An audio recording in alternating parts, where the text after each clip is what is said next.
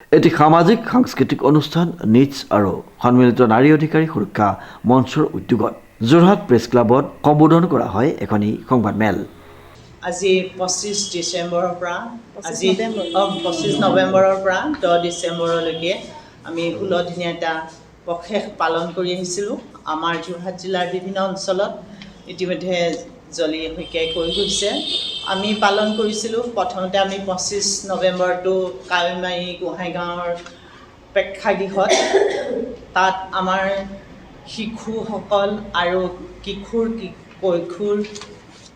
কিশোৰী আৰু বয়োজ্যেষ্ঠসকলৰ মাজত ভেকশ্যন প্ৰতিযোগিতা আৰু শিশুসকলৰ মাজত আমি চিত্ৰাংকন প্ৰতিযোগিতা অনুষ্ঠিত কৰিছিলোঁ। লগতে আমি সজাগতা সভা অনুষ্ঠিত কৰিছিলোঁ।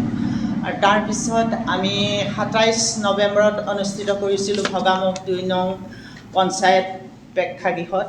তাতো আমি ঠিক তেনেকৈয়ে অকল তাত খালি আমি শিশুসকলৰ মাজত চিত্ৰাংকন প্ৰতিযোগিতা আৰু সজাগতা সভা অনুষ্ঠিত কৰিছিলোঁ। তালৈ আমাৰ গৈছিলে আইনবিদ এগৰাকী আৰু লগতে আমাৰ কলিয়াবাৰী ব্লকৰ এগৰাকী বিষয়া।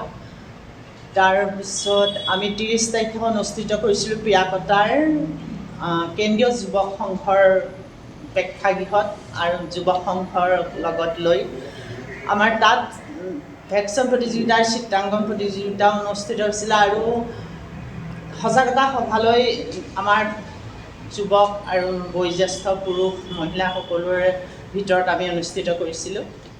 আৰু আজি আমি 7 ডিচেম্বৰৰ দিনা আমি উদযাপন কৰিছিলোঁ ফেচৱাল আউনীআটী বালিকা বিদ্যালয়ত।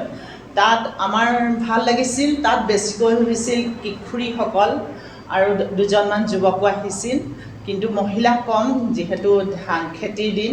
গতিকে আমি কিশোৰীসকলক যে আমাৰ যিটো নিৰ্যাতন হৈছে সেই বিষয়টো কেনেকৈ নিৰ্যাতন হৈছে আৰু আমি কি কৰিব লাগিব এইখিনিৰ ওপৰত তেওঁলোকক সজাগ কৰিবলৈ পাই আমি ধন্য হৈছিলোঁ।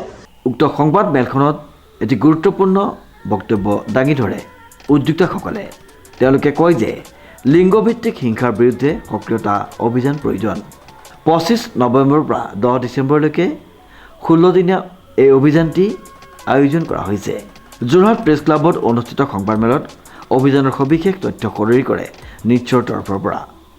মানে গোটেই আমাৰ যিটো বাইদেৱে যিখিনি কথা কৈছে, মানে আমাৰ গোটেই অভিযানটোৰ মুখ্য উদ্দেশ্য হৈছে সচেতনতা বৃদ্ধি কৰা আৰু পীড়িতসকলৰ বাবে সুৰক্ষা আৰু সুবিধাসমূহ যাতে নিশ্চিত হয়, আৰু বিশেষকৈ মানে আইন নীতি আৰু চৰকাৰী কৰ্মসূচীত যাতে প্ৰভাৱিত হয়। আৰু আমি বিশেষভাৱে এইবাৰ গুৰুত্ব দিছোঁ যুৱ শক্তিক ৰাইজৰ নেতৃত্ব এই ল'বলৈ যাতে তেখেতসকল বেছি উৎসাহিত হয়। মানে আমাৰ অভিযানটোৰ মূল লক্ষ্য হৈছে, কাৰণ আপোনালোক সকলোৱে জানে যে নাৰীজনিত যিবিলাক সমস্যা, এই নাৰীজনিত সমস্যাসমূহত নাৰী বেছিকৈ ভোগ কৰে, আৰু নাৰীজনিত সমস্যাবিলাকৰ কাৰণে যদি গোটেই সমাজখন ওলাই আহিব লগা হয় তেনেহ'লে আমি প্ৰথমতে যুৱ প্ৰজন্মক অতি সচেতন হ'ব লাগিব, আৰু তেখেতসকলেহে নাৰীৰ নিৰ্যাতনৰ বিৰোধিতাৰ বাবে আগবাঢ়ি আহিব লাগিব।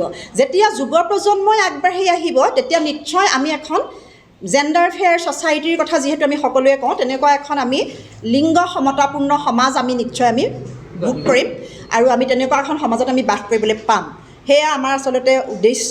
আৰু আমি এটা কথাত বিশ্বাস কৰোঁ যে লিংগভিত্তিক হিংসা কেৱল ব্যক্তিগত হিংসা নহয়, সমস্যা নহয়, ই এক ৰাজহুৱা অপৰাধ। যেতিয়া এটা লিংগভিত্তিক হিংসা হয়, সেই হিংসাত ভুক্তভোগীগৰাকীৰে সেইটো এটা সমস্যা নহয়, এই সমস্যাটো এটা ৰাজহুৱা অপৰাধলৈ পৰিণত হয়। গতিকে এই কথাখিনি আচলতে আমি ৰাইজৰ মাজত এটা বাৰ্তা হিচাপে আমাৰ মঞ্চৰ পৰা, আমাৰ নিশ্চয়ৰ তৰফৰ পৰা আমি বাৰ্তা হিচাপে প্ৰেৰণ কৰিব বিচাৰিছোঁ। আৰু আমি পৰিয়াল, সমাজ তথা যিমানখিনি সংগঠন আছে, আমাৰ যিমানখিনি সামাজিক সংগঠন আছে, সকলো সংগঠন একত্ৰিত হৈ লিংগভিত্তিক হিংসাৰ বিৰুদ্ধে কাম কৰিব লাগিব। আৰু পীড়িতসকলৰ প্ৰতি সঁহাৰি জনাবলৈ প্ৰত্যেকজন ব্যক্তি আগবাঢ়ি আহিব লাগিব। কেৱল মাত্ৰ নাৰী সমাজ আগবাঢ়ি আহিলেই নহ'ব, সমাজৰ প্ৰতিটো শ্ৰেণীৰ প্ৰত্যেকজন নাগৰিক যেতিয়া লিংগভিত্তিক হিংসাৰ বিৰুদ্ধে আগবাঢ়ি আহিব তেতিয়াই আপুনি আমি ভাবোঁ যে সমাজৰ পৰা লিংগভিত্তিক হিংসা কিছু পৰিমাণে হ্ৰাস পাব। শ্ৰীমন্ত মাধৱ বৰুৱাৰ ৰিপৰ্ট, নিউজ নাও।